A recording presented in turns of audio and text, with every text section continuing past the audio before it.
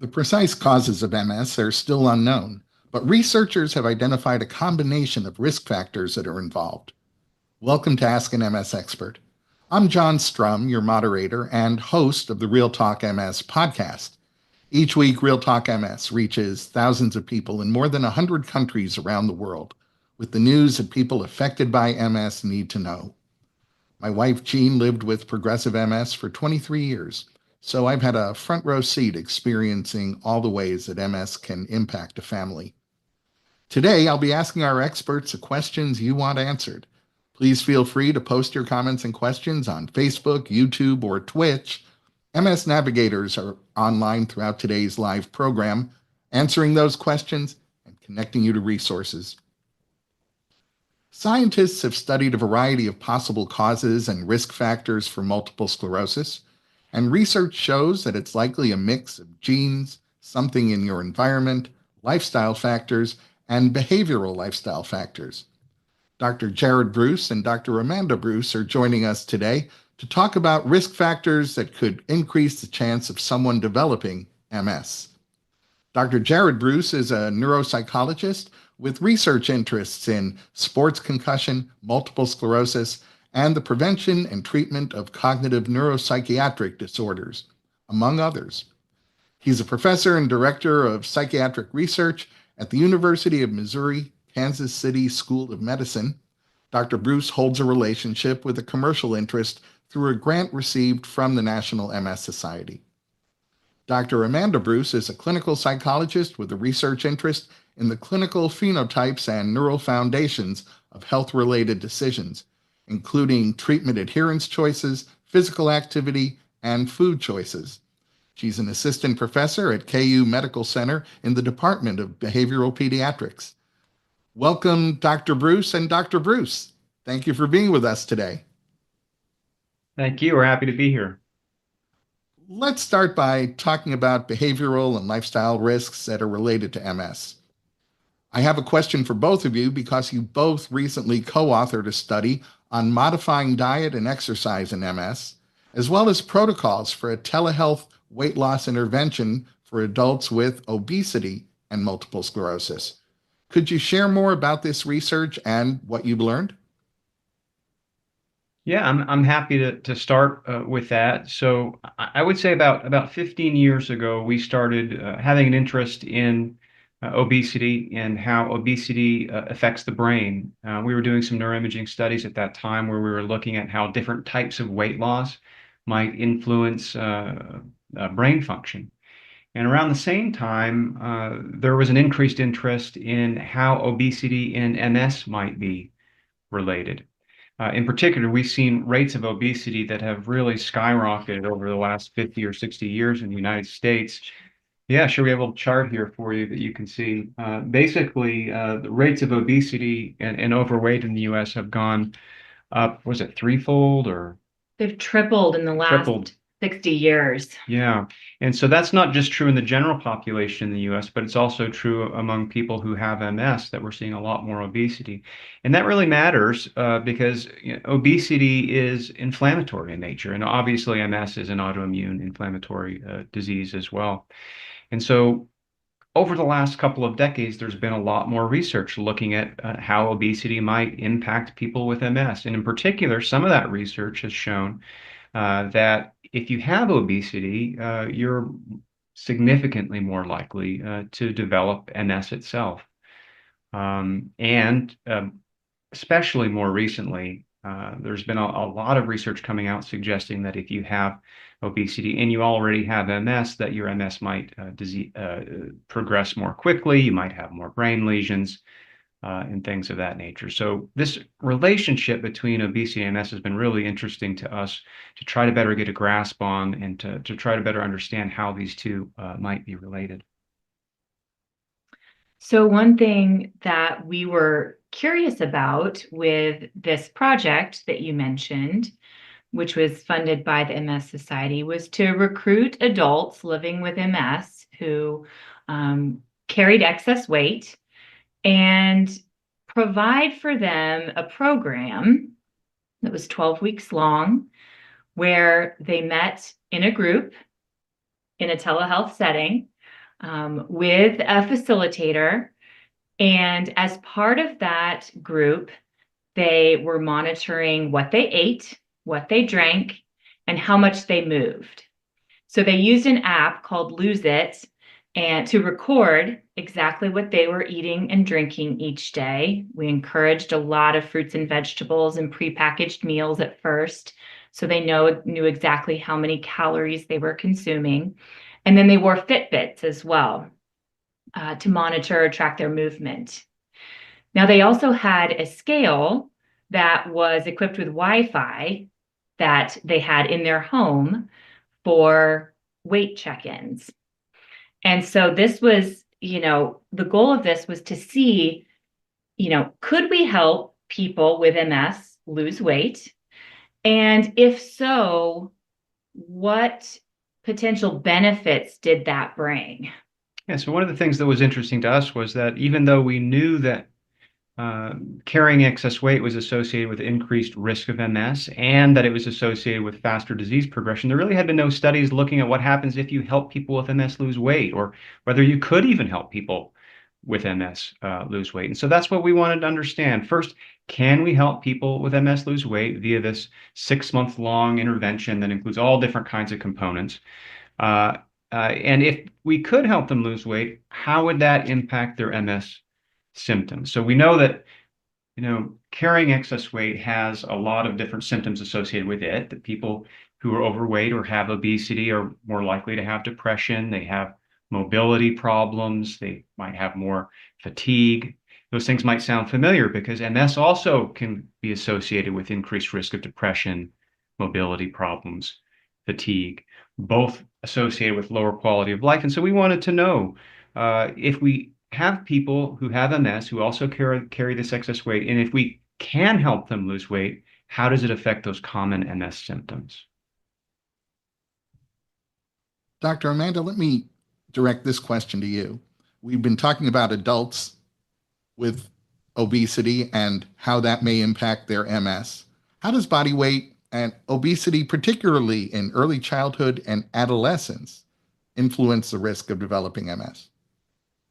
That's a great question. Carrying excess weight early in life can be a risk factor for later on developing MS. The caveat there is if a person loses some of that excess weight, that can drop the risk.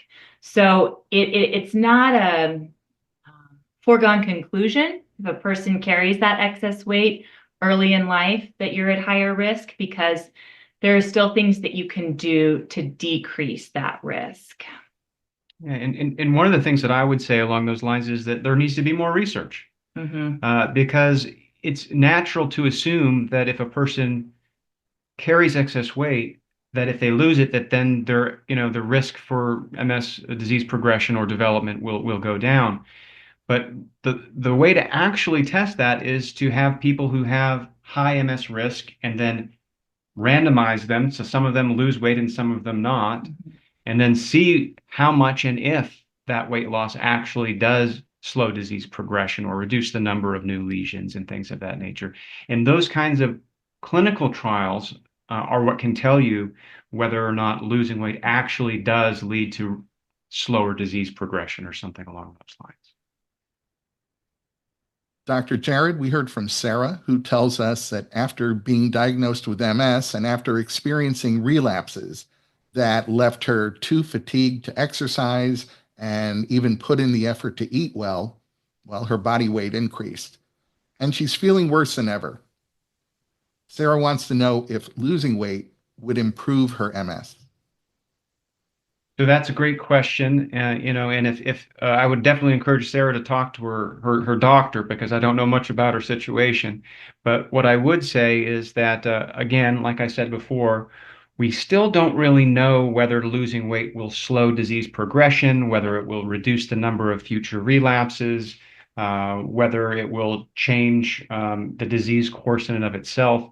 And I hope that we can find ways to fund research that will look at that in a more systematic way via clinical trials. But here's what we do know at this point.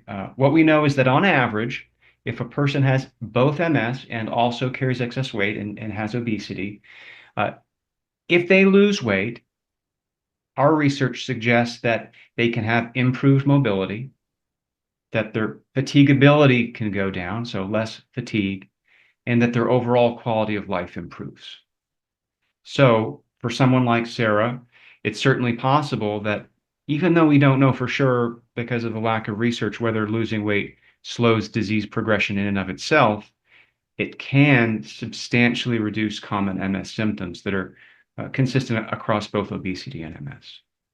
And I'll add too that it's possible for adults with MS to lose weight. We saw that in our project that the vast majority, 65% of our participants were able to lose a clinically significant amount of weight through this program. So it's possible as well. Yeah, so that's one of the things we wanted to see because it had never been done. Most diet studies exclude people with MS and other neurologic conditions. And so we wanted to see, well, we don't like that at all because we've been MS researchers for a long time, and we want to see whether we can help people with MS lose weight, even though there's really nothing out there on that. And what we found is exactly that, that yes, via this program we put together specifically for people with MS, people assigned to the treatment condition lost about 8.5% of their body weight, and that had significant benefits for them. Well, we've heard from Luke, who says he has high body weight and he uses a wheelchair. Luke knows that his weight could have a negative impact on his MS, but given his mobility limitations, he really has no idea about how to address this issue. So, how can someone who requires a wheelchair for mobility make positive body weight changes? It's an excellent question from Luke. And I think it's important to acknowledge that does become more complicated. It just does. And so, first of all, acknowledging that, I would say Luke should talk to his doctor. But there are ways that you can lose weight. And we actually have a grant application that is being reviewed right now that is essentially addressing Luke's question of what do we do or what can we do to help people who have higher levels of disability and less mobility? For people who are in a wheelchair, what can we do for them if they are interested in losing weight? Yeah, so we just completed, as part of this grant application, some focus groups with people who have more severe mobility difficulties, trying to understand what kinds of things they would like in a behavioral weight loss intervention to help them overcome some of the difficulties that they have in this area. And so, some of the things that we heard would be things like, providing exercise equipment for people that they can use at home, whether those be exercise bands, whether those be sort of hand bikes and things of that nature. We also heard that some of them would like to have their caregivers and partners involved in the intervention. And so when we put together this intervention that's currently under submission, we took all of their thoughts into account and tried to create an intervention that we hope will be effective and that they'll find useful. Dr. Jared, could there be circumstances where someone experiences obesity while living with MS, but they're still considered healthy? So that's a fantastic question, and it depends on how you define healthy, I guess. I mean, that's a big word, healthy. So what I would say to that is that in general, you're going to have a hard time finding healthcare providers that will encourage you to carry excess weight. Having said that, there are different kinds of excess weight, and some we know are worse than others. So you might have heard of the difference between a pear body shape, for example, and an apple body shape. So an apple body shape is when somebody carries their weight sort of in their midsection here. Maybe they'll carry some more of that excess fat next to their internal organs. A pear body shape might be carrying some of that excess fat in the hips, in the lower portions of the body. We know, for example, that an apple shape is associated with more comorbid health conditions than a pear shape. So an apple shape might be worse than a pear shape. Other kinds of things to consider along the lines with that question are the number of other health conditions you have that are associated with obesity. So, for example, if you have excess weight, but you don't have any other health conditions that are common to people who carry excess weight, you might be better off. For example, if you have excess weight, but you also have poorly regulated blood sugars, say diabetes, or if you have hypertension, high blood pressure, if you have high cholesterol, if you have sleep apnea, all of those conditions are associated with carrying excess weight. And for you, it might be particularly important to lose weight to try to manage some of those conditions. Research suggests that ethnicity and geographic location also play a role in developing MS. Dr. Amanda, are there differences in MS risk between racial and ethnic populations? Well, I think it's interesting that not so long ago, experts, kind of had this belief that MS primarily affected white people. And over time, we are learning that that's not as much the case as we thought. And what happens, unfortunately, for some individuals, Black individuals, for example, often face a more aggressive course of disease with greater disability. Hispanic and Latinx folks are diagnosed earlier in life, also face, more severe MS. And so I think as we generally kind of have become more aware of healthcare disparities, I think this is coming to light and helping us understand that it's not just a disease that white folks get. I mean, this is a disease that people of all races and ethnicities can face. Research also shows that smokers have an increased risk of developing MS, and in fact, both active and secondhand smoking have been identified as environmental risk factors for developing MS. Dr. Amanda, what's the current understanding of the link between smoking and the risk of developing or worsening MS? Well, no surprise here. Smoking is bad, right? It's really bad, and it's bad in a variety of different ways. As you said, whether you're the person doing the smoking or whether it is secondhand smoke, it definitely increases your risk up to 50% more likely of developing MS. And for those people with MS who smoke, it can push the disease course faster and make it more severe. So it's bad in a lot of different ways. Yeah, if you have MS and you're a smoker, it's very important that you talk with your healthcare providers about ways to quit. Dr. Jared, one last question about lifestyle factors. Savannah told us that her grandmother and her mother both have MS. She's wondering if there are ways to prevent MS and if there are potential lifestyle changes she should be considering. What advice do you have? Well, first, I'd let Savannah know that MS is not an autosomal dominant disorder, which means that just because your mom has MS doesn't mean you're necessarily going to get MS. So hopefully that will help ease her mind some. Having said that, there are certainly things that we can all do to live healthier lives, and that includes people with MS. So I would eat healthy, eat lots of fruits and vegetables, and try to maintain a healthy weight. I would exercise. I think the current guidelines are 150 minutes per week of exercise.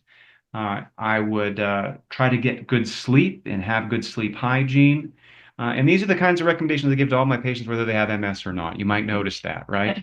But I think they're true for people with MS and true for people without MS. I'd avoid cigarettes and excess alcohol.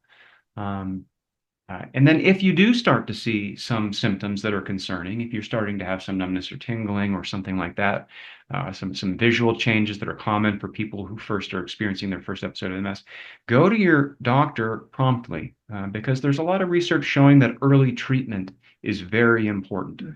And then working with your doctor to come up with a good treatment plan, adhering to that treatment plan can really slow the course of your disease in the long run. Well, you've both shared some important information about possible causes and risk factors associated with MS. I'm going to ask each of you to share the top takeaway that you'd like our viewers to remember and use. Dr. Jared, I'll let you start. Sure, what we say in our family is be kind to your future self. So basically, it's very easy to do things in the moment that are gratifying. It's very easy to eat several slices of pizza and go for that extra slice of pizza, especially at the holiday season. I find myself wanting to do that as well. But we should stop and think about how this behavior, especially over time, affects us in the future. And so things that might feel good in the moment, having an extra glass of wine, maybe feeling stressed out and having a cigarette, trying to find ways to not do that and be kind to your future self. Dr. Amanda? I think I would recommend that a little bit is better than nothing. And what I mean by that is a 10-minute walk around the block is better than no walk at all. And sometimes starting small with these little things is a way to build healthy habits. So, eating an apple compared to eating 0 fruits and vegetables in a day, eating that one apple is better than not eating that apple. So I would say, a little bit is better than nothing, and start small. Well, Dr. Jared Bruce and Dr. Amanda Bruce, I want to thank you both for being with us today. Thank you, John. Thanks. Today's program survey has now been posted in the chat for your feedback. Please take a moment and complete it to help us create programs and topics with you in mind. Please be sure to visit the Society's website for information and resources on MS, connection opportunities, and ways for you to get involved. You can also connect with an MS navigator to receive personalized support by phone, email, or through the Society's website by chat.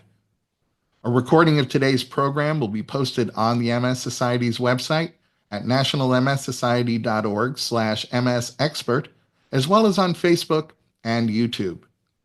Finally, I'll invite you to join me each week on the Real Talk MS podcast, where we continue the conversation that we start here.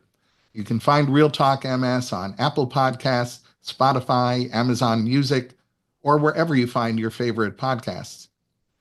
Thanks for joining us for Ask an MS Expert. We'll see you next week.